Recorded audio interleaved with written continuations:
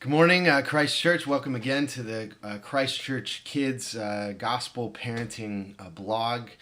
We are in kind of what's probably going to be a pretty long series, talking in little bits about what is a Christian worldview of parenting. And what I mean by that is we're going to be looking at the four parts of the biblical story: the creation, fall, redemption, and restoration, and thinking through what do each of these elements of the biblical story teach us about something so practical as parenting. And right now we're exploring the doctrine of creation. What does creation have to teach us about parenting? Last time I talked about how the creation tells us that children are a blessing, and how much we as parents need to believe that our children are blessings, but also they need us to believe that they're blessings in order to raise them well and to raise them in a healthy environment. Even to have kids, we need to believe that.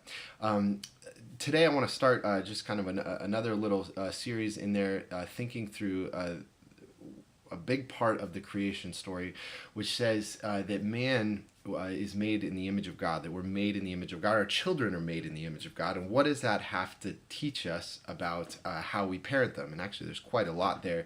And in Genesis 1, it says this: Then God said, "Let us make man in our image, after our likeness, and let them have dominion over the fish of the sea, and over the birds of the heavens, and over the livestock, and over all the earth, and over every creeping thing that creeps on the earth." So God created man in his own image. In the image of God he created him, male and female he created him. And God blessed them, and God said to them, "Be fruitful and multiply, and fill the earth, and subdue it, and have dominion over the fish, and over the sea, and over the birds of the heavens, and over every living thing that moves on the earth."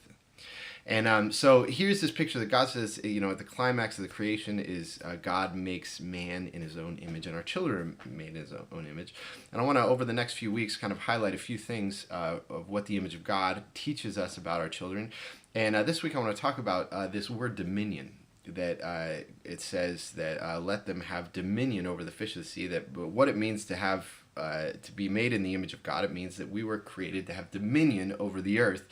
And what that means is, just a little bit of biblical background here is, when it says that God created man in his own image. In the ancient world, when a king kind of ruled a piece of land, what he would do is he would create these statues of himself that he'd place kind of on the borderlands of his territory, that marked out to let everyone know, I'm the king of this land, you're coming into my territory.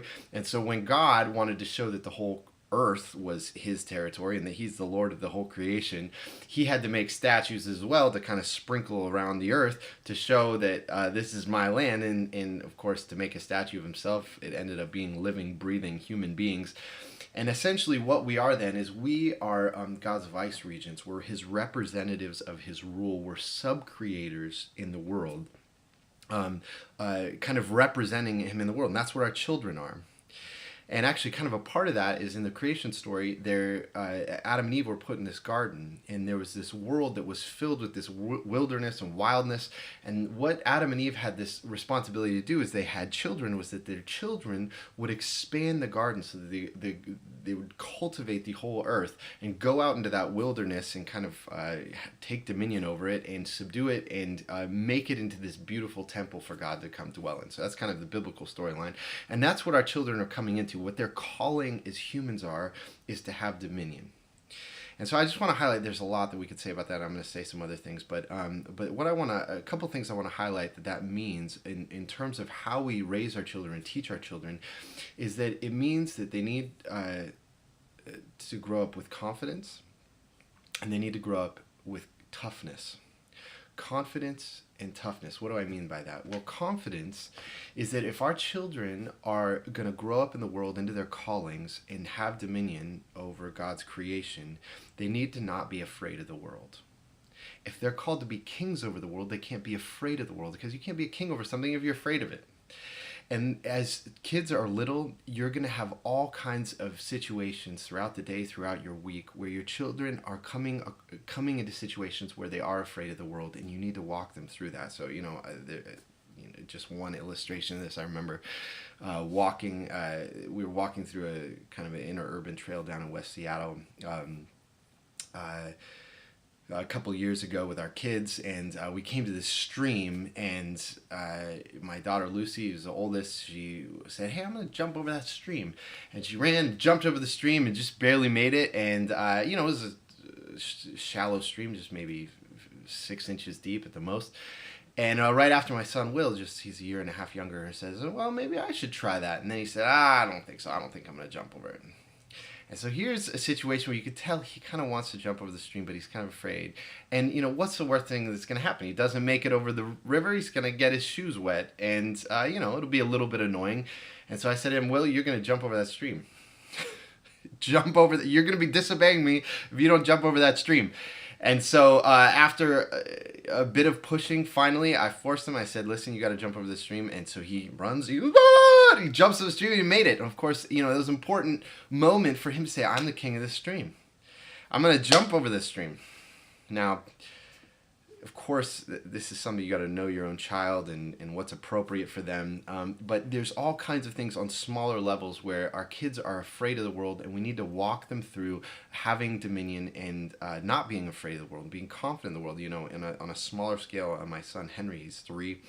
He's always climbing up stuff. He's climbing up. We have a fairly large rhododendron bush, almost a tree now, in front of our house that he had climbed up in. He got stuck in, and we hear him screaming, out in front of the house, and we run out, and what's he doing? And he's stuck in this tree, and he doesn't know how to get down. Now, I have a choice where I can either say, "Hey, Henry, let me grab you, and, oh, you're okay, son. Let me pat you on the back," or I can say, "All right, Henry, relax. All right, I know you're scared. Okay, I'm going to help you. I'm going to guide you down. All right, take your foot and put it right here. Take your other foot, put it right here.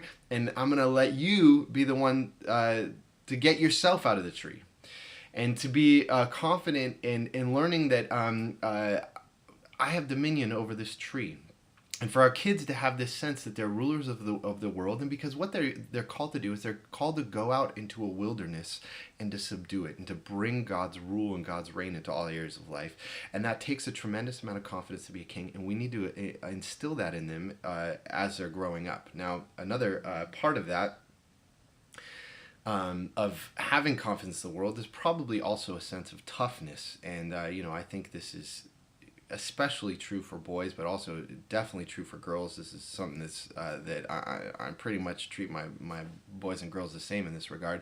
But it's an important thing because especially in our culture, where over the last generation, many people have seen that they had fathers that were kind of emotionally aloof, that were distant, fathers who didn't know how to cry, didn't know how to be emotional. And so there's been an emphasis in our culture where we say, we don't want to teach kids ever to suppress their emotions. So they should always be able to express whatever emotion comes out of their heart, and we should never say, "You don't cry." And maybe some of us grew up having parents that say boys shouldn't cry, and that's bad for boys to cry, and that's certainly a wrong thing to say, and it's certainly appropriate for men to have full hearts and emotional hearts. God has an emotional heart. Jesus wept when his friend Lazarus died. But there's another element of that we need when it's appropriate to cry, and we do need a toughness in order to be confident in the world. And we're actually doing our children a great disservice if we're always coddling them and saying, "Oh, I'm so sorry that hurt," and so teaching them to cry. And actually, C.S. Lewis in his Narnia series, in the Silver Chair, which the Narnia series is filled with all kinds of little practical wisdom. There's a story where I think it's Jill Pole who's crying, and he says that crying is all right in its own way while it lasts, but you have to stop sooner or later, and then you will still have to decide what to do. And so there's this element where our kids are crying, especially if you have young children, they're crying all the time. And on the one hand, it's not always appropriate to cry. A lot of things they cry about, they shouldn't be crying about, and we should tell them, "Stop crying, you shouldn't be crying about that." At other times, they're crying about things that they should cry about, but there comes a time where you need to stop crying. And this is something that I think we train our kids about their emotional life, what to cry about. So a kid falls down, they hurt themselves. As a parent, you have to make a judgment and say, is this something they should really be crying about? Is this something they should just get up, shake it off? All right, shake it out of your hands. You're all right. Walk it off, whatever. Or is this something where they need to be picked up and be called and say, oh, I'm sorry, I love you, cry it out. There's some balance in all that. There's some wisdom in all that. But I think there should be an element that there's a place for us, for parents, to say, listen, these kids are going to have to go out into the world and be confident and take on the world and step into situations that they're scared of. And we need to teach them that confidence and toughness now. Now, before I end, let me just make a quick warning about that. First of all, as we're teaching our kids confidence, there is an element where we need to know our own children. And, I remember one time I was in my backyard with all my kids, and it was my parents' backyard, and I was spraying a hose as they were running by, and the water was pretty cold, but the older kids were running through, and they liked it. And my younger daughter, Ada, she was probably 3 at the time, she said, no, I don't want to go in the water. And I said, you need to go in the water. And I started dumping water all over her. And it was the wrong thing to do. It was not kind. And she really didn't like it. And I was putting her into a situation. I was forcing her to be tough, to be confident in something that she wasn't quite ready for. And it hurts my heart to even say it now. And I wish I could take that back. And there's this sense that we need to remember in all this that we're serving our kids and we're loving them, that we want what's good for them. And they should sense that from us. And it should also be true that, if we're ever telling our kids that they should stop crying, they should never get the sense from us that the reason we're telling them to stop crying is because we're annoyed with their crying. Hey, just stop crying, gosh, or I'm annoyed with you crying. No, it should always be a sense of I'm teaching you a toughness.